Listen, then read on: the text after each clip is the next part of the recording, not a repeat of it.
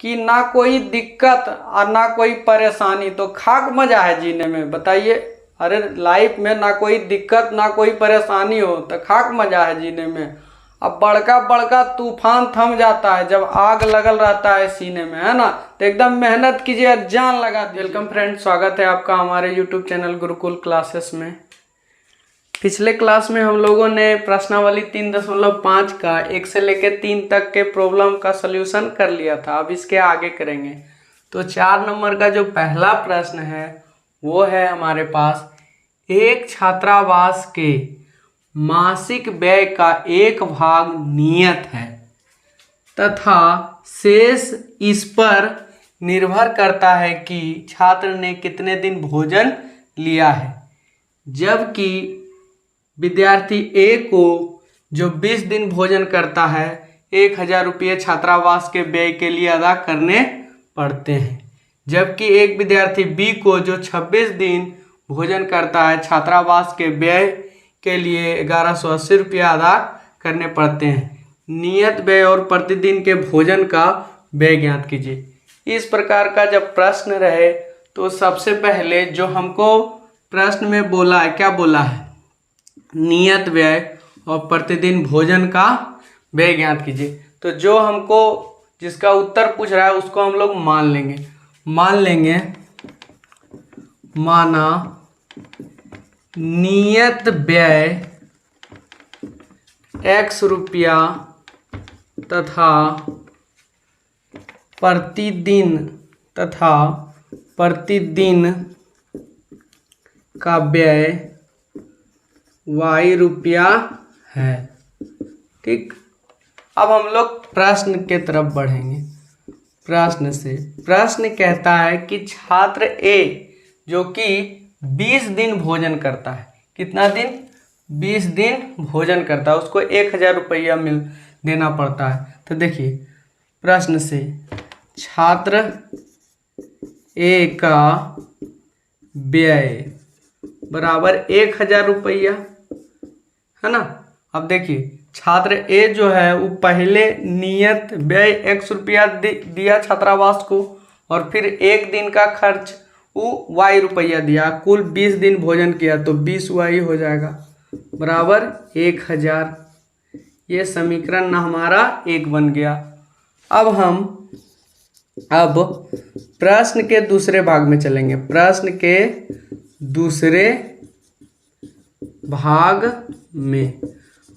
के दूसरे भाग में कहता है कि विद्यार्थी बी जो 26 दिन भोजन करता है छात्रावास के व्यय के रूप में 1180 रुपया अदा करने पड़ते हैं। तो देखिए छात्र बी का व्यय बराबर 1180 रुपया, है ना।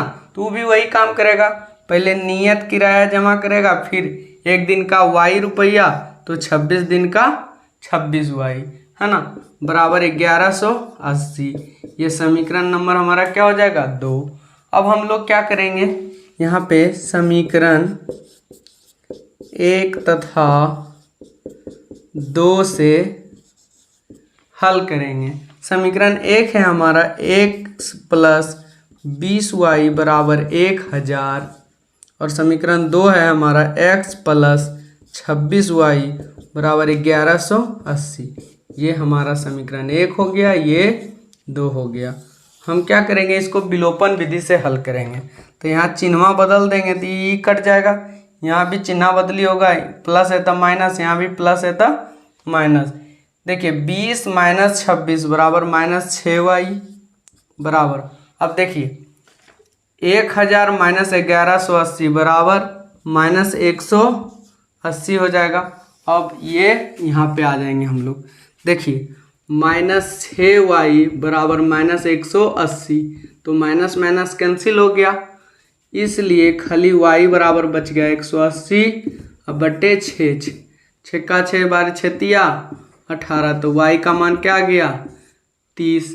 अब हम क्या करेंगे, समीकरण 1 या 2 में, चलिए 1 में रखते हैं। समीकरण 1 में y का मान रखने पर, समीकरण 1 है हमारा x प्लस 20y बराबर 1000।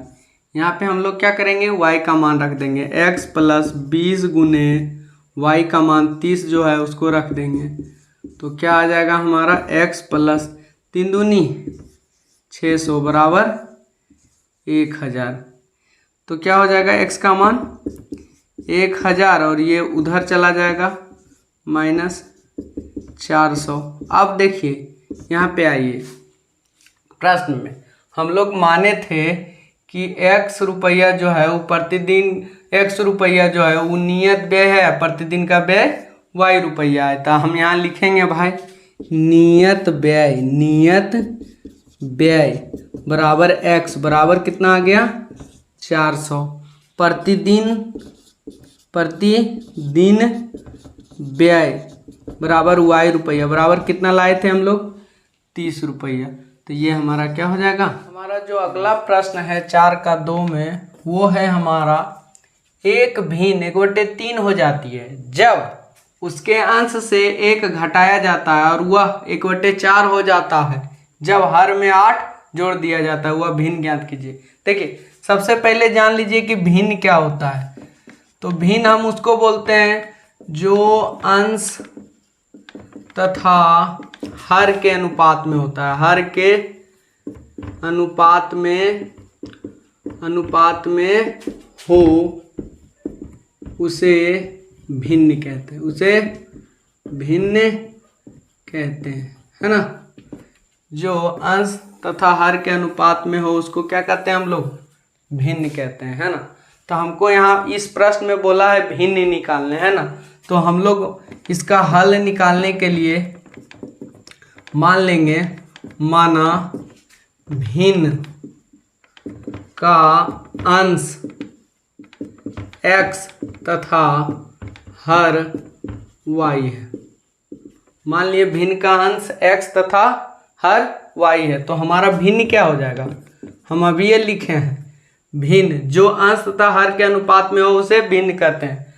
तो भिन्न हो जाएगा हमारा भिन्न बराबर x/y होगा, यही ना होगा हमारा भिन्न, है ना। अब देखिए प्रश्न से जो हमको बोलता है वो हम कर देंगे तो हमारा क्वेश्चन बन जाएगा। देखिए बोलता है कि एक भिन्न 1/3 हो जाती है कब, जब उसके अंश से 1 घटाया जाता है। देखिए ये हमारा भिन्न है, ऊपर वाला को हम लोग अंश बोलते हैं और नीचे वाला के हर बोलते हैं, है ना।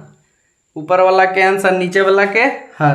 अब ई वाला मिटा देते हैं, कहा कि गड़बड़ा जाएगा बनाने में। तो बोलता है एक भिन्न 1/3 हो जाती है जब उसके अंश से 1 घटाया जाता है। तो अंशवा में से 1 घटा देंगे तो ये कितना हो जाएगा 1/3। क्रॉस मल्टीप्लिकेशन कराइए, इसका इसके साथ और इसका इसके साथ। 3 गुना x 3x, 3 गुना 1 -3 बराबर y। ये y वाला को एक तरफ ले आइए 3x - y और ये 3 को उस तरफ ले जाएंगे तो प्लस हो जाएगा। ये हमारा समीकरण नंबर क्या आ गया 1। अब हम प्रश्न के दूसरका भाग में चलेंगे। प्रश्न के दूसरे भाग में, प्रश्न के दूसरे भाग में बोलता है कि वह 1/4 हो जाती है कब, जब हर में 8 जोड़ दिया जाता है। तो देखिए ये हमारा भिन्न है x/y और इसके हर में जब हम 8 जोड़ देंगे तो क्या हो जाता है 1/4 हो जाता है। कैसे गुना कर दीजिए, 4 गुना x 4x बराबर 1 गुना y y और 1 गुना 8। अब इसको यहाँ लेके आ जाएंगे, है ना। देखिए y वाला टर्म को एक तरफ कर लेंगे, 4x - y बराबर 8। ये हमारा क्या हो गया समीकरण 2। अब हम इसको विलोपन विधि से हल करेंगे। तो समीकरण 1 तथा 2 से लिखेंगे यहाँ पे। समीकरण 1 है हमारा 3x - y बराबर 3, ये हमारा समीकरण 1 है। अब 4x - y ये है हमारा समीकरण 2।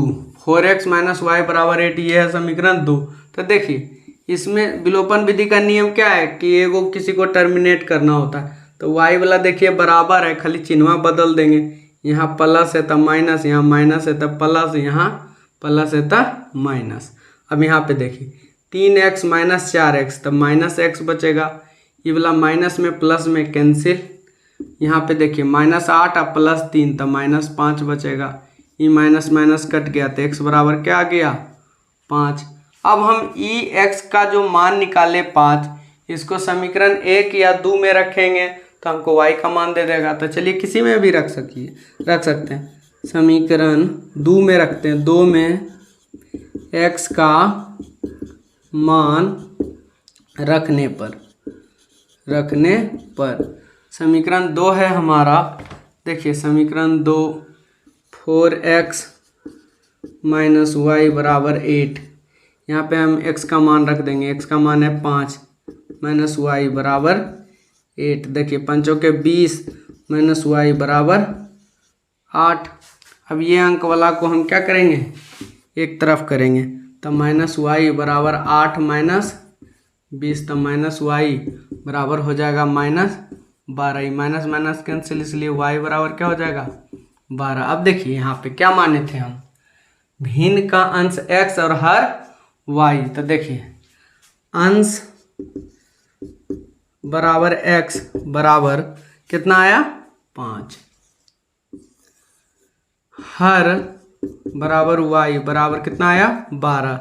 अब देखिए भिन्न क्या हो जाएगा, भिन्न बराबर x/y। x का मान 5 और y का मान 12, तब 5/12 का हो जाएगा आंसर हो जाएगा। अब हम लोग अगला प्रश्न का हल। हमारा जो अगला प्रश्न है कहता है यश ने एक टेस्ट में 40 अंक अर्जित किए जब उसे प्रत्येक सही उत्तर पर 3 अंक मिले तथा अशुद्ध उत्तर पर 1 अंक की कटौती की गई। यदि उसे सही उत्तर पर 4 अंक मिलते तथा अशुद्ध उत्तर पर 2 अंक कटते तो यश 50 अंक अर्जित करता। तो टेस्ट में कितने प्रश्न है ना, तो हम लोग ना मानेंगे इसका हल निकालने के लिए मान लेंगे। माना सही उत्तर जो दिया ना यश, सही उत्तर देने वाले प्रश्नों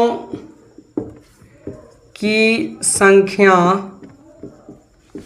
x तथा गलत उत्तर देने वाले प्रश्नों की संख्या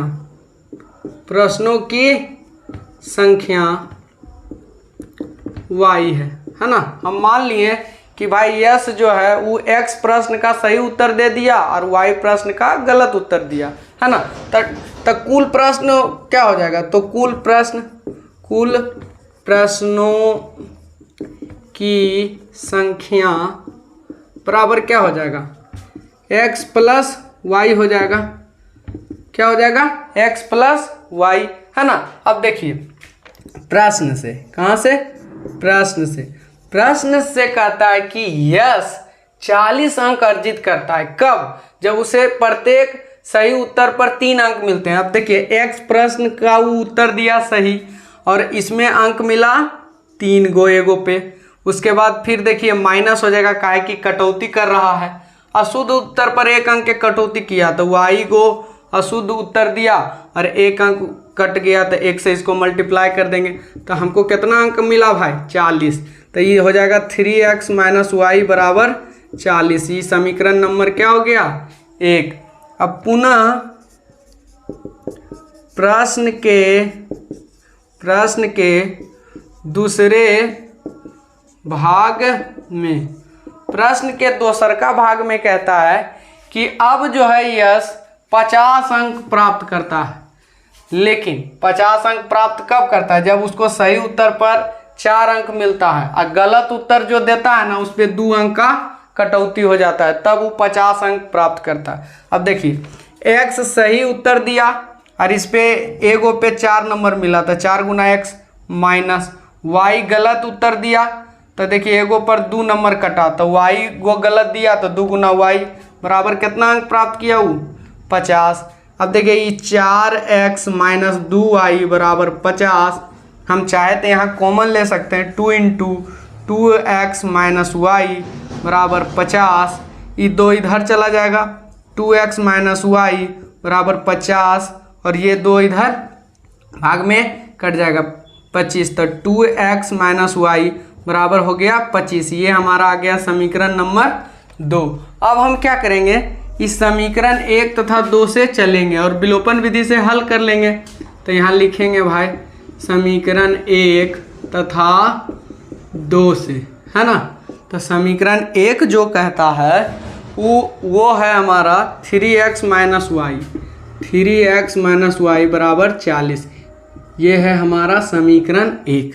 समीकरण 2 है 2x माइनस वाई बराबर 25, 2x माइनस वाई बराबर 25। ये समीकरण नंबर हमारा क्या है 2 है।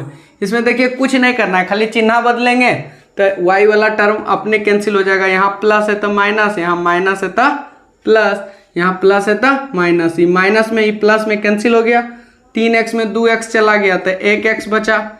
40 में अगर 25 घटाएंगे तब 15 बचेगा, है ना। तो x का मान क्या आ गया 15। अब पुनः हम क्या करेंगे, x का मान समीकरण 1 या 2, समीकरण 1 या 2 किसी में भी रख देंगे तो y का मान दे देगा। तब पुनः x का मान समीकरण 1 में रखने पर, समीकरण 1 में रखने पर देखिए समीकरण 1 है हमारा 3x माइनस वाई बराबर 40, है ना। अब यहाँ x का मान रखेंगे 3 गुना 15 अब माइनस वाई बराबर 40। तब 15 या 45 माइनस वाई बराबर 40, है ना। अभी 45 उधर चला जाएगा, माइनस वाई बराबर 40 और माइनस 45, तो माइनस वाई बराबर आ जाएगा -5। माइनस माइनस कट गया तो वाई बराबर क्या आ गया 5। अब एक्स वाई का मान हम निकाल लिए। जैसे ही एक्स वाई का मान निकाले हैं वैसे ही यहाँ पे हम माने थे भाई कुल प्रश्न के संख्या बराबर x प्लस वाई। हमको प्रश्न में पूछा भी है कि टेस्ट में कुल कितने प्रश्न थे, तो यहाँ पे हम लिखेंगे भाई कि कुल प्रश्नों की संख्या बराबर x प्लस वाई। अब x और y का मान यहाँ पे रख देंगे, तो x का मान है 15 और y का मान निकाले हैं 5, तो कुल मिला के आ गया 20। तो टेस्ट में कुल कितना प्रश्न था 20। ये हमारा क्या हो जाएगा आंसर। हमारा जो अगला प्रश्न है वो कहता है कि एक राजमार्ग पर 2 स्थान A तथा B है, 100 किलोमीटर की दूरी पर है। मान लीजिए कि एगो है सड़क, ये है A और ये है B, ये दोनों के बीच जो दूरी है वो है 100 किलोमीटर। कितना किलोमीटर है 100 किलोमीटर दूरी पर है। एक कार A से छूट गया, एक कार A से तथा दूसरी कार B से एक ही समय चलना प्रारंभ करती है। मान लीजिए कि एगो कार A है, यहाँ से चलना प्रारंभ किया और एगो कार B है तो यहाँ से चलना प्रारंभ किया, है ना। तो वह एक दूसरे को 1 घंटे के पश्चात मिलती है। वो एक दूसरे को कितना घंटा के पश्चात, समय कितना ले रहा है दोनों एक दूसरे को मिले में 1 घंटा, है ना। 1 घंटा के पश्चात ये दोनों एक दूसरे से मिलता है ना, पश्चात मिलती। यदि ये कारें भिन्न भिन्न चाल से एक ही दिशा में चलती है तो 5 घंटा पश्चात B पर मिलती है ना। दोनों कार की चाल ज्ञात कीजिए। तो देखिए प्रश्न के पहला भाग में हमको बोलता है कि एगो राजमार्ग है जेकर लंबाई A से लेके B तक मतलब कि 100 किलोमीटर है। एगो कार A से और एगो कार B से एक दूसरे के विपरीत दिशा में चल रहा है ना। तो 1 घंटा में ये एक दूसरे से आके मिल रहा है, समझ गए। अब देखिए हम ई वाला बोलता है दोनों कार की चाल ज्ञात कीजिए, तो हम पहला कार के चाल ने x किलोमीटर पर घंटा मान लिए ई वाला कार के, और ई वाला कार के चाल हम मान लिए y किलोमीटर पर घंटा। यहाँ लिखियो देते हैं, माना पहला कार जो है या माना एक कार की चाल x किलोमीटर प्रति घंटा तथा दूसरे कार की चाल y किलोमीटर प्रति घंटा है। अब देखिए ये दोनों करवा जो है वो एक दूसरे के एकदम विपरीत दिशा में दौड़ रहा है, विपरीत दिशा में। तो देखिए जब एक दूसरे के विपरीत दिशा में जब दौड़ता है ना, तो इसका भी चाल और इसका भी चाल दोनों जुट जाता है, कहा कि इहो इधर से आ रहा है, इहो इधर से आ रहा है ना। देखते हैं नहीं, जब कभी ट्रेन व्रेन से कहीं सफर करते हैं तो उधर से भी एगो ट्रेन आता है, इधर से भी एगो ट्रेन जाता है, तो लगता है जैसे पूरा स्पीड में क्रॉस कर रहा है ना। तो उसी प्रकार यहाँ भी होगा, मतलब कि रिलेटिव मोशन हो जाएगा, है ना। तो देखिए प्रश्न से दोनों कार द्वारा मिलने में लिया समय, कितना समय लिया भाई? 1 घंटा लिया, 1 घंटा लिया, समझ गए। 1 घंटा का समय दोनों एक दूसरे के मिले में ले लिया। अब देखिए समय बराबर होता है दूरी बटे चाल बराबर 1 घंटा। अब देखिए दूरी टोटल था 100 किलोमीटर, चाल है हमारा दोनों का जुड़ जाएगा, कहा कि एक दूसरे के विपरीत दिशा में है, x प्लस वाई। और समय कितना लग रहा है? 1 घंटा। हम यहाँ क्रॉस मल्टीप्लिकेशन करा देंगे, 1 गुना एक्स प्लस वाई हो जाएगा, और 100 गुना 1 बराबर 100 हो जाएगा। ये हो गया हमारा समीकरण नंबर 1। ये क्या हो गया? समीकरण नंबर 1।